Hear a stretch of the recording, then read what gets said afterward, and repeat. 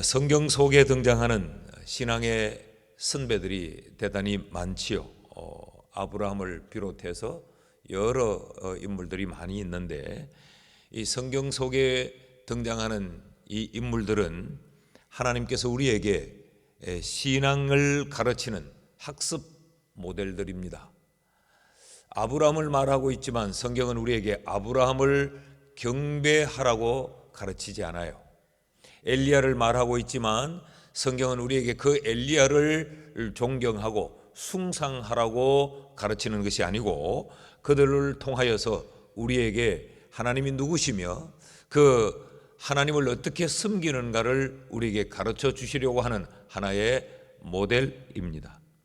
그래서 성경을 보면 그 신앙 선배들의 긍정적인 모습만 기록해 놓은 것이 아니고 부정적인 모습들도 성경에 다 기록을 해 두었지요. 그것은 이들의 실수는 이러하다, 너희도 이런 실수는 범하지 말라, 그런 이야기고, 이들에게 이런 훌륭한 뛰어난 신앙의 장점들이 있었다, 너도 이런 신앙의 삶을 살라라고 하면서 결국은 부족한 사람은 부족함에도 불구하고 하나님이 이를 믿음의 자리에서 어떻게 만들어 가시는가를 우리에게 보여주세요. 그래서 믿음의 대상, 경배의 대상이 아니고 우리에게 학습의 대상으로 가르쳐주고 있습니다. 그 많은 신앙의 선배들 가운데 우리는 특별히 이 야곱에게서 서원이 무엇인가, 서원을 배우고 있습니다. 지난 시간에 이어서 우리는 두 번째 동일한 본문으로 동일한 내용의 말씀을 함께 살필 텐데, 왜 야곱에게서 서원을 배우는가?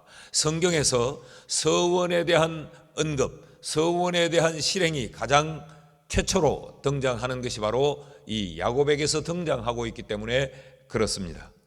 서원은 무엇인가? 서원은 약속이라 그랬습니다. 약속인데 어떤 약속인가? 인간이 하나님을 대상으로 하여서 하나님께 드리는 약속이 바로 서원이다. 그런데 이 서원이 어떤 일반적인 맹세나 서약이나 소원과 다른 것은 이것이 조건적인 약속이기 때문에 그렇다. 맹세는 우리가 일반적으로 하나님 앞에 약속을 함으로 나를 하나님께 갖다 묻는 것인 반면에, 이 서원은 하나님 앞에 조건적 관계에서 맺는 약속, 그것이 바로 서원이다. 그런데 이 조건적인 이 약속은 무엇을 조건으로 하고 있는가? 우리의 소원의 성취를 조건으로 하고 있는 약속이다 라고 말씀을 드렸습니다. 21절 22절 말씀을 다시 한번 보면 야곱이 하나님께 이렇게 말하지요. 내가 평안히 아버지 집으로 돌아가게 하시오면 여호와께서 나의 하나님이 되실 것이요, 내가 기둥으로 세운 이 돌이 하나님의 집이 될 것이요, 하나님께서 내게 주신 모든 것에서 10분의 1을 내가 반드시 하나님께 드리겠나이다 하였더라. 하나님이 이렇게 해 주시면 내가 하나님 앞에 이렇게 하겠습니다 라고 하는 이런 조건적 관계에서 자기의 소원의 성취를 두고 하나님과 약속하는 약속이 바로 서원이었습니다. 그럼 소원은 뭔가? 소원, 야곱의 소원이 무엇인가를 보면 해답이 나오겠죠. 20절 21절 말씀을 같이 한번 읽어봅시다. 시작. 야곱이 서원하여 이르되 하나님이 나와 함께 계셔서 내가 가는 이 길에서 나를 지키시고 먹을 떡과 입을 옷을 주시어 내가 평안히 아버지 집으로 돌아가게 하시오면 여호와께서 나의 하나님이 되실 것이요. 여기 야곱의 소원이 나타나고 있지 않습니까? 이 야곱의 소원을 우리가 그냥 함축해서 아주 줄여서 말하면 야곱의 현재의 절박함입니다. 하나님이 나와 함께 계셔 주시고 하나님 나로 하여금 어디서 묵으며 무엇을 입으며 무엇을 먹을 것인가, 이 문제를 하나님 해결해 주시면이라고 하는 것이죠. 그러니까 지금 이 가족을 떠나 가정을 떠나 지금 그 생명의 이 위협을 피하여서 자기가 살아야 되겠다고 하는 이 생존을 몸부림을 치고 있는 이 야곱에게 가장 현실적으로 절실한 그 필요, 그것이 야곱의 소원이었습니다. 현재의 절박함이 야곱의 소원이었을 뿐만 아니라 또 하나는 미래의 기다림이지요. 지금 내가 이렇게 집을 뛰쳐나와 있지만 하나님이 나와 함께 해 주셔서 나를 잘 지켜주시고 나를 먹여주시고 입혀주셔서 오늘 내 생명을 해받지 않도록 해 주시고 장차 다시 아버지의 집으로 평안히 돌아가게 해 주시오면 내가 하나님 앞에 이렇게 하겠습니다라고 지금 서원을 하고 있지 않습니까? 그러니까 야곱의 이 소원은 현재의 가장 절박한 문제이기도 하고 장차 미래에 그가 이루고 싶은 미래의 기다림이 야곱의 소원이었습니다. 그러니까 현재에 절대적으로 필요한 절박함, 그리고 현재뿐만이 아니라 나의 내일 미래에 내가 소원하고 기다리고 기대하는 것, 이것이 바로 야곱의 소원이었던 것이죠. 그러니까 이것은 야곱이라고 한 개인의 인생에 절대적인 필요가 바로 소원이 되는 것입니다. 우리에게 있어서 소원이 무언가? 그것은 오늘 내게 가장 절박하게 필요한 것이 우리의 소원일 뿐만 아니라 오늘만이 아니라 내일 내 인생의 미래에 대하여서 우리가 기대하고 기다리는 것, 그것이 우리의 소원이 되는 것이죠. 이런 의미에서 보면 우리에게도 소원이 있습니다. 오늘 우리의 가진 소원들을 우리가 이 10손가락에 담기에도 부족할 만큼 오늘 우리에게 절박하게 필요한 것들이 한두 가지가 아니죠. 오늘만 필요한 것이 아니라 내일에 대한 우리의 기대, 내일 우리가 기다리고 있는 것, 이런 것들 또한 우리에게 얼마나 많습니까? 나 개인의 것일 수도 있고 우리의 가족의 것들일 수도 있고 우리 교회의 것들일 수도 있고 이 나라의 것들일 수도 있고 우리에겐 참 소원이 많습니다. 그렇다고 하면 우리에게도 소원은 필요합니다. 모양은 좀 다를지라도 우리가 색깔은 좀 다를지라도 내용은 달라도 우리 저마다에게 이런 간절하고 절박한 소원이 있다고 하면 우리에게도 소원은 필요한 것이죠. 그렇다면 이 소원에 대한 배움을 좀 더 이어가 봅시다. 지난주에 이어서 소원에 대하여서 우리가 좀 더 살펴볼 필요가 있는데 이번 주간 특별 새벽 기도회 때 소원을 가지고 하나님 앞에 소원을 아뢰기 위해서 좀 더 이 소원을 우리가 공부할 필요가 있죠. 그 첫째로 소원은 누가 할 수 있는가? 그럼 소원은 누가 하는가? 소원은 앞서 우리가 살폈듯이 소원이 있는 사람이 소원할 수 있습니다. 소원은 소원의 성취를 이루는 것이라고 하면 우리에게 소원이 있다고 하면 그럼 우리도 야곱처럼 소원할 수 있는 것이죠. 소원은 누가 하는가? 소원이 있는 사람. 이 말을 풀면 소원은 누가 하는가? 오늘 현실의 삶의 절박함을 가지고 있는 사람. 소원은 누가 하는가? 내일 내 인생의 미래에 기다리고 기대하는 것이 있는 사람, 그 사람이 바로 소원할 수 있는 사람이죠. 그럼 누구나 소원이 있는 사람은 다 소원할 수 있는가? 소원을 가지고 있다면 누구나 다 소원할 수 있는가? 그렇지 않습니다. 하나님께 부름을 받은 사람, 하나님의 택함을 입은 사람, 하나님의 언약의 백성된 사람만이 소원을 가지고 소원할 수 있습니다. 야곱이 누군가? 야곱은 하나님이 찾아주셨던 사람, 그 사람이 바로 야곱이에요.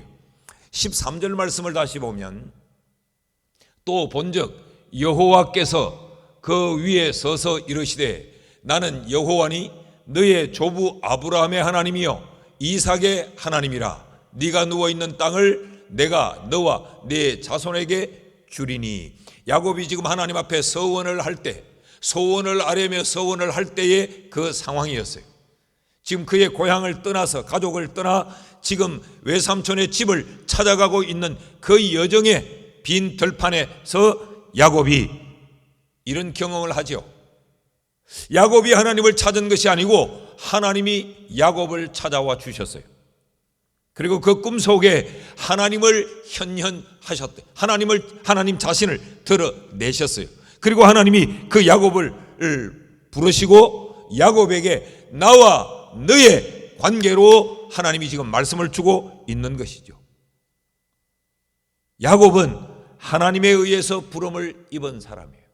하나님이 야곱을 찾아주신 사람이에요. 그리고 하나님이 야곱에게 친히 약속의 말씀을 주셨어요. 이런 야곱이 하나님 앞에 지금 서원하고 있다는 것. 서원은 소원이 있다고 누구라도 다 할 수 있는 것이 아니고 하나님에 의하여 택함을 입은 사람, 하나님에 의하여 부름을 받은 사람, 하나님의 언약 가운데 들어와 있는 하나님의 백성이 할 수 있는 것이 서원입니다. 하나님이 그 야곱에게 내가 하나님이다, 여호와다 라고 말씀을 하면서 앞에 복잡한 이야기를 하죠. 나는 네 조부, 네 할아버지 아브라함의 하나님이요, 나는 네 아버지 이삭의 하나님이라. 이 말씀을 하는 이유는 네가 누구냐? 이 빈들판에 너 홀로 떨어져 있는 것 같지만 네가 누군지를 알아야 된다. 너는 언약의 백성이다 라는 이야기죠. 나에 의해서 택함을 입은 자요, 나에 의해서 부름을 입은 자요. 야곱은 하나님에 의해서 택함받은 부름받은 백성이라는 겁니다. 이런 야곱이 하나님을 향하여서 서원을 할 수 있었던 것입니다. 20절 말씀을 보십시오. 이 이후에 야곱이 서원하여 이르되 하나님이 나와 함께 계셔서 라고 지금 야곱은 하나님 앞에 자기의 소원을 아뢰며 서원하고 있는 것입니다. 지난 시간에도 말씀을 드렸지만 이런 의미에서 보면 서원은 성도에게 주어진 특권입니다. 입이 있다고 해서, 마음에 소원을 가지고 있다고 해서 누구든지 마음대로 토해대는 것, 그것이 서원이 아니라는 거예요. 하나님에 의하여 택함을 입고 하나님에 의해 부름을 받은 하나님의 백성들에게만 주어진 놀라운 특권이 바로 서원이라는 것입니다. 사랑하는 여러분, 우리의 지난 생애를 지난 주간에 제가 좀 돌아보라 그랬어요. 우리는 그저 일방적인 소원은 많이 가지고 있었어요. 그런데 우리의 평생을 하나님께 내어놓는 이 서원이 우리에게 있었는가? 나의 어떤 목적 성취를 위하여서 하나님에게 우리가 일방적인 맹세는 많이 했지만 하나님과의 이 계약이 성립되는 이런 서원이 우리의 삶에 있었는가? 여러분, 이 특권을 사장시키지 말고 우리가 이 특권을 우리의 인생에 활용할 수 있는 이런 은혜가 있기를 축복합니다. 둘째로, 서원은 소원을 가진 사람이 할 수 있는데 소원을 가진 사람이라고 다 하는 것이 아니고 하나님에 의해 택함을 입고 그 하나님으로부터 부름을 입은 자만이 할 수 있는 특권인데, 이 서원은 그럼 어떻게 할 수 있는가? 서원은 어떻게 할 수 있느냐? 이 서원의 내용이 되겠습니다.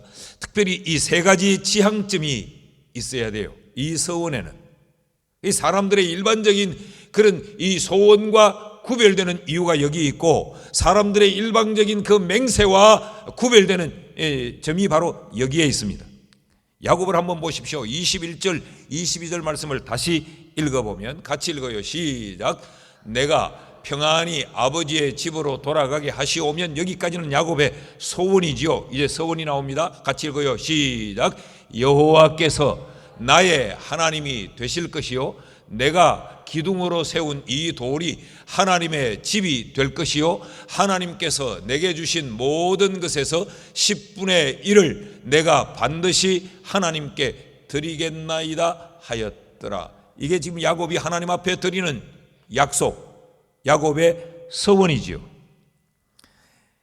여기 보면 여호와께서 나의 하나님이 되실 것이요, 이것이 서원의 첫 번째 내용이죠. 두 번째는 이 돌이, 내가 지금 이 베고 잤던 이 돌에 기름을 부었는데 이 돌이 하나님의 집이 될 것이요, 여호와가 나의 하나님이 될 것이고 이 돌이 하나님의 집이 될 것이요, 셋째는 하나님이 내게 주신 모든 것에서 10분의 1을 하나님께 드리겠나이다. 서원은 그 첫째로 하나님 지향적이어야 합니다. 우리가 서원이라고 하는 것이 인간 지향적인 것은 성경이 말하는 서원과는 달라요. 성경이 우리에게 가르치는 하나님의 백성이 하나님께 할 수 있는 이 약속은 뭔가? 하나님 지향적이어야 돼요. 하나님을 위한 것이어야 된단 말이죠. 하나님 나 일해 주시면 우리 아버지한테 잘할 겁니다. 하나님 내 일해 주시면 내가 목사님한테 잘할 겁니다. 인간을 위한 것이 아니고 하나님을 위한 것. 이것이 서원의 첫 번째 특성이에요. 하나님 지향적이어야 한다. 하나님 이번에 진짜 우리 사업 잘 되게 해주시면 내가 우리 애들한테 잘할 겁니다. 착한 엄마 될 겁니다. 이건 이제 성경이 가르치는 서원의 범주에 들어가지 않는 거죠. 하나님 지향적이어야 된다. 둘째는 여호와께서 나의 하나님이 되실 것이고, 이 말은 하나님을 내 삶의 주인으로 온전히 섬기겠다는 것이죠. 이 돌이 하나님의 집이 될 것이요, 일생을 하나님께 나를 드려 경배하는 삶을 살겠다는 것이죠. 내게 주신 모든 것들의 10분의 1을 하나님께 드릴 것입니다. 서원은 하나님 지향적이며 동시에 헌신 지향적이어야 돼요. 나를 배불리고 나를 넉넉하게 만들고 나를 여유롭게 하는 것이 아니고, 서원은 하나님께 나를 드리는 헌신의 내용이어야 그것이 서원일 수 있다라는 것입니다. 셋째는 이 돌이 하나님의 집이 될 것이고 성전이 될 것이고, 하나님이 내게 주신 모든 것들에서 내가 10분의 1을 하나님께 드리겠습니다 라고 말하지요. 이것은 실천지향적이어야 합니다. 그래야 서원일 수 있어요. 가끔 우리는 그냥 어떻게 하든지 내 소원의 성취를 받기 위해 그냥 공수표를 막 남발하고 마치 하나님 앞에 나의 소원을 이루어 달라고 미끼를 던지는 것이 아니고 내게 실천 가능한 것이에요. 실천지향적이에요. 반드시 이것은 내가 하나님 앞에 실천하여 하나님께 드리겠다고 하는 이 실천지향적인 이 세 가지 지향점이 이 서원의 특성이에요. 성경의 신뢰를 좀 볼까요? 성경에는 어떻게 이 서원에 대하여서 실제적인 내용들을 가르쳤는가? 사무엘상 1장 21절 말씀을 보면 그 사람 엘가나와 그의 온 집이 여호와께 매년제와 서원제를 드리러 올라갈 때에, 경건한 하나님의 백성들은 매년 서원의 제사를 드렸어요. 서원의 제사를 드리며 서원의 제물과 함께 하나님 앞에 서원했어요. 이 서원하는 방법들이 그런가 하면요, 민수기 6장 2절 말씀에 보면 이스라엘 자손에게 전하여 그들에게 이르라, 남자나 여자라 특별한 서원 곧 나실인의 서원을 하고자 몸을 구별하여 여호와께 드리려고 하면, 성경에는 뭡니까? 자기의 몸을 하나님 앞에 구별하여 드리는 거죠. 그러니까 이런 것은 아마 오늘의 이런 의미겠죠. 나를 목회자로, 또 나를 무슨 선교사로, 내 삶의 이 내용과 목적과 이 방향 전체를, 내 몸 전부를 들여서 헌신하는 이런 헌신의 모습들도 성경에는 있어요.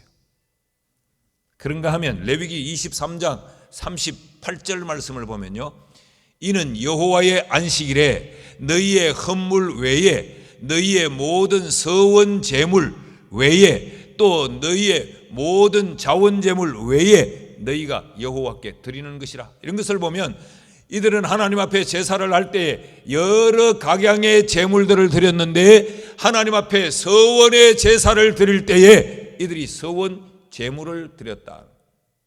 우리가 어떻게 서원할까? 하나님 앞에 우리가 제물을 드리며 서원한다는 거죠. 제물을 드리고.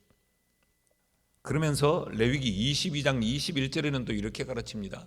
만일 누구든지 서원한 것을 갚으려 하든지 자의로 예물을 드리려 하여 소나 양으로 화목 제물을 여호와께 드리는 자는 기쁘게 받으심이 되도록 아무 흠이 없는 온전한 것으로 할지니.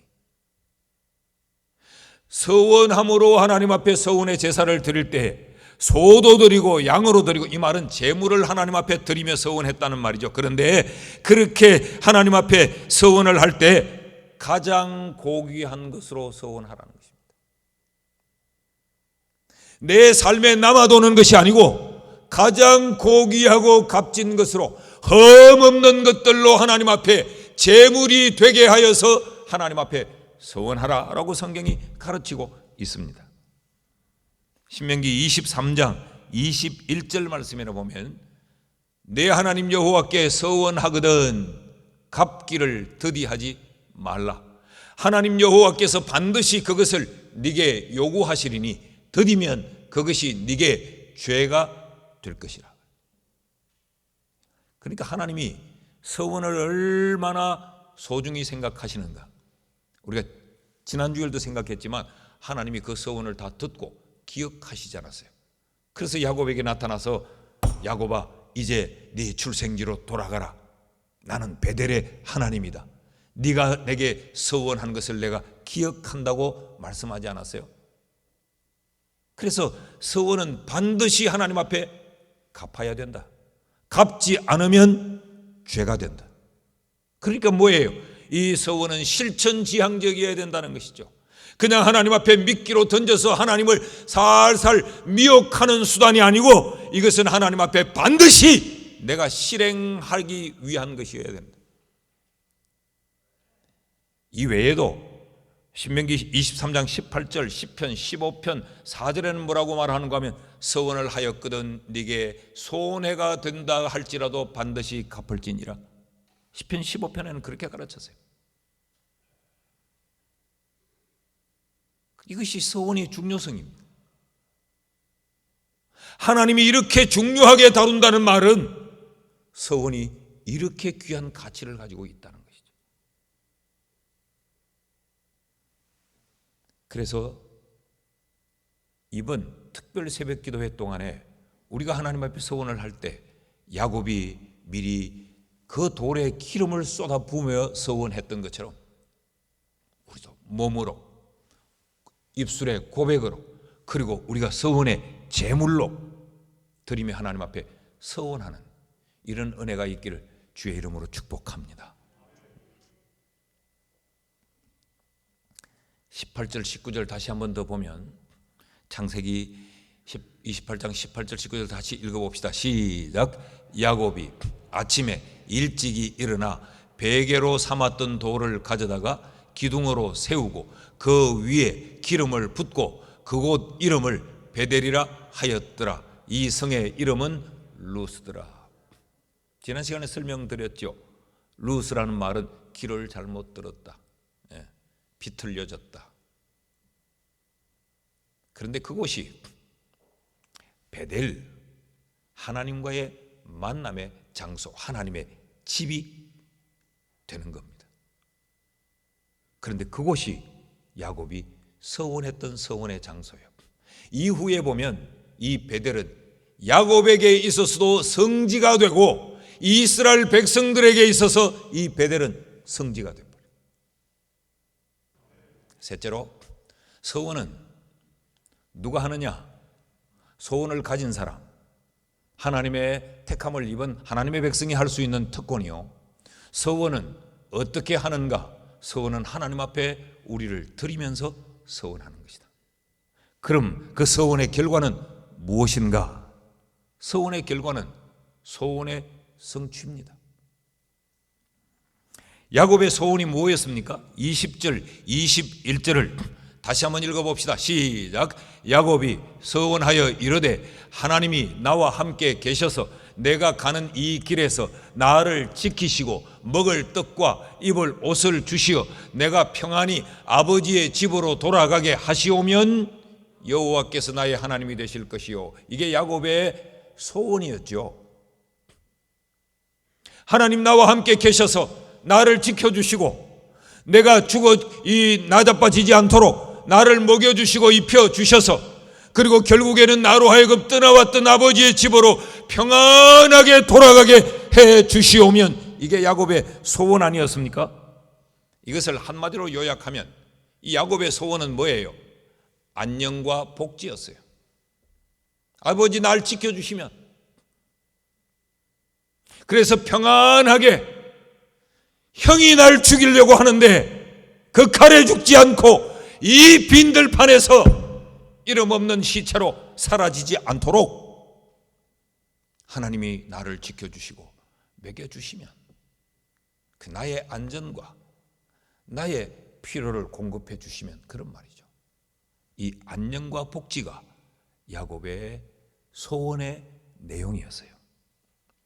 그랬더니 결과가 어떻게 됐느냐? 29장을 보면 순적한 행보를 합니다. 자, 그러고 난 이후에 야곱이 한 우물에 이르렀는데 그 우물에서 사람들에게 물어요.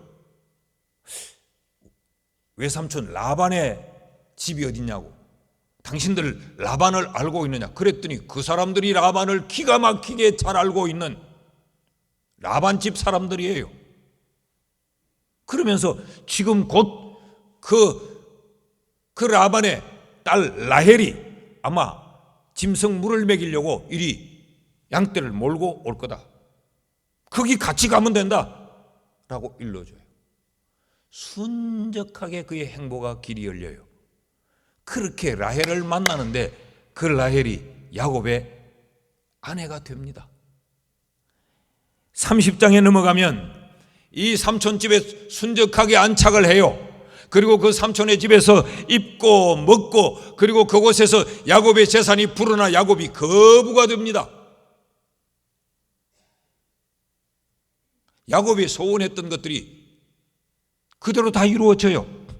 30장 30절 말씀을 보면, 내가 오기 전에, 야곱이 하는 말입니다. 외삼촌에게, 내가 오기 전에는 외삼촌의 소유가 적더니 번성하여 때를 이루었으니 내 발이 이르는 곳마다 여호와께서 외삼촌에게 복을 주셨나이다. 할렐루야.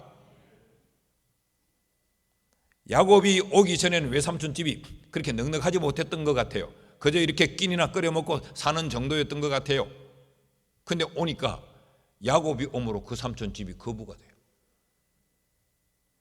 야곱이 그 삼촌의 집에서 일을 하는데 야곱이 하는 것들마다, 요즘 말로 바꾸면 야곱이 개발하는 제품마다, 야곱이 계약처를 뚫기 위해 야곱이 만나는 사람들마다 계약이 성사되고 개발되는 것들마다 대박이 나고, 그런 이야기입니다.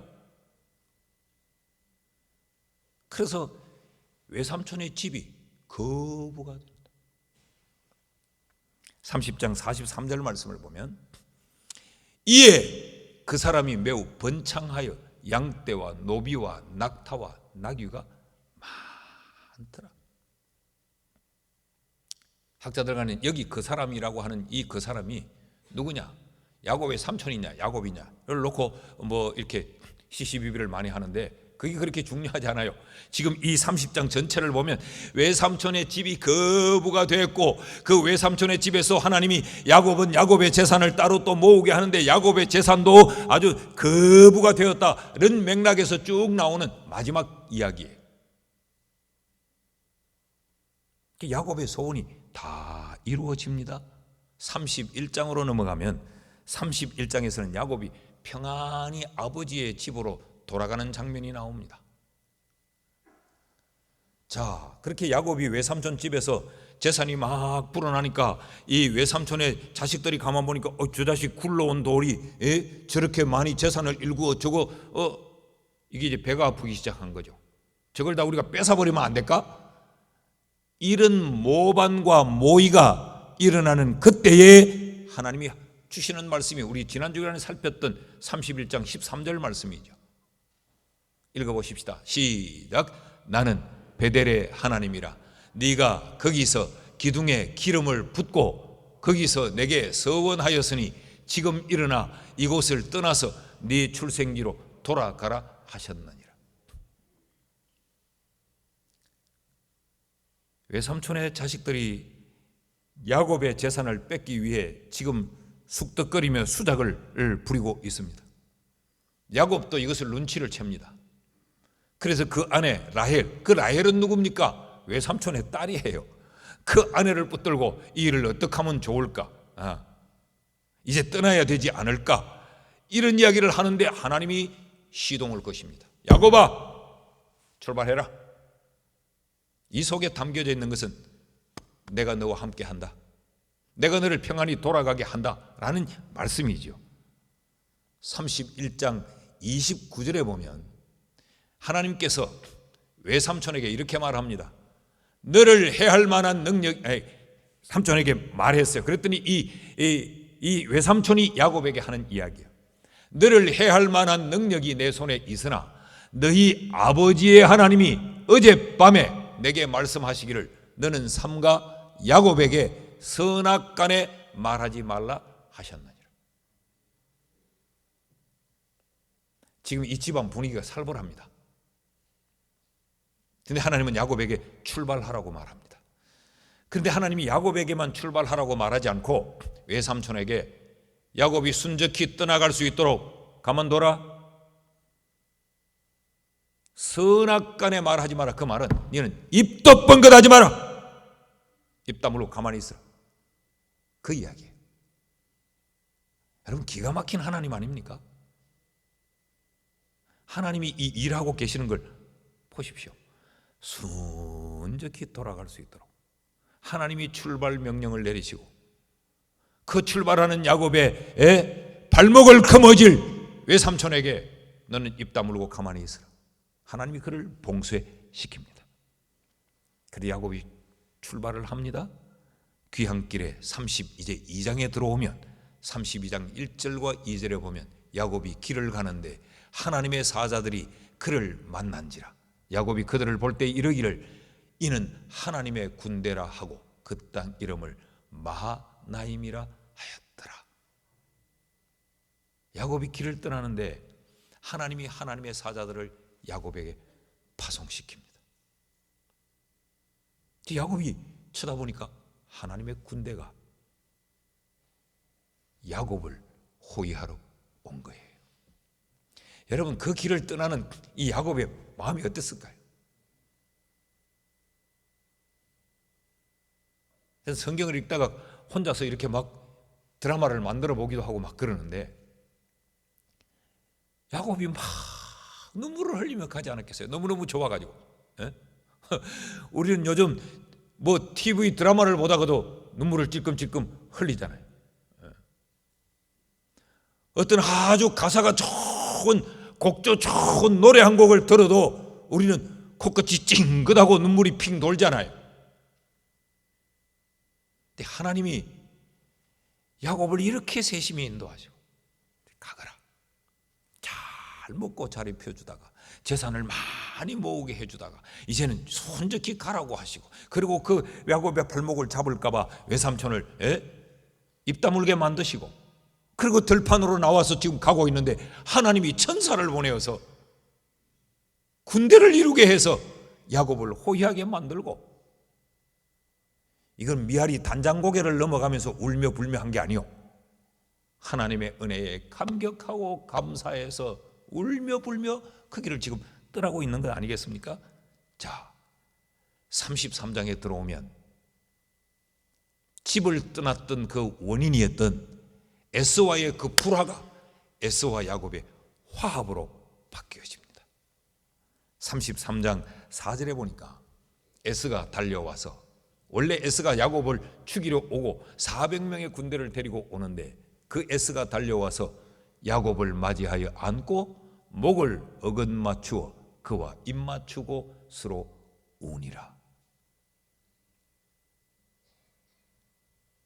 야곱 인생에 근본적인 문제가 여기서 해결이 됩니다. 성경을 보면 야곱이 에서를 끌어안고 울며 불며 입을 맞추고 화해했다는 게 아니고 에서가 야곱에게 찾아와 목을 끌어안고 울며 불며 입 맞추고 화해했다는 거죠. 여러분, 이 기가 막힌 장면들을 영안으로 보셔야 돼요. 그러면서 에스가 12절에 보면 이렇게 말합니다. 에스가 이르되 우리가 떠나자. 이제 우리가 됩니다. 원래 이들은 우리였는데 우리가 아니었어요. 원수였어요. 그런데 우리가 돼요. 에스가 이르되 우리가 떠나가자. 내가 너와 동행하리라. 옛날 성경에는 보면 내가 너의 앞잡이가 되리라. 내가 네 보디가드가 되어줄게. 그러니까 400명의 군대가 야곱의 목을 따러 왔는데 이 400명의 군대가 야곱의 호위무사들이 됩니다. 자, 하나님의 천사가 야곱을 호위하고 에스의 군대가 야곱을 호위하고, 그래서 이 야곱으로 하여금 평안히 출생지로 돌아가게 하는 거죠. 여러분, 이것이 서원의 결과입니다.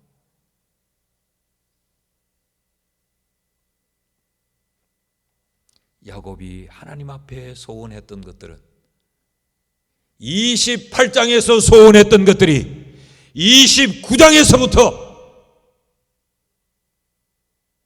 응답이 되고 있어요. 30장으로, 31장으로, 32장으로, 33장으로 계속적으로. 이 창세기가 어떻게 끝을 맺습니까? 야곱의 죽음에 연이어 요셉의 죽음으로 끝이 나지 않아요. 창세기의 이 거대한 물줄기에 어느 인물이 가장 많은 내용을 할애받고 있느냐? 야곱이에요. 야곱이에요. 후반부에 가서 요셉의 이야기가 나오나 그 요셉의 이야기는 야곱을 드러내기 위한 요셉의 이야기였어요. 놀라운 것은 야곱의 자손 12명이 이스라엘 민족의 지파를 12지파를 이룹니다. 하나도 땅에 떨어짐이 없어요. 사랑하는 여러분, 이런 의미에서 내일부터 시작할 특별 새벽 기도회는 우리가 기름을 붓고 서원하고 하나님 앞에 소원하면 하나님이 우리에게 아주 특별한 새벽 기도회가 되게 하실 줄 믿습니다. 응답으로 추수하는 이번 특세가 되기를 주의 이름으로 축원합니다.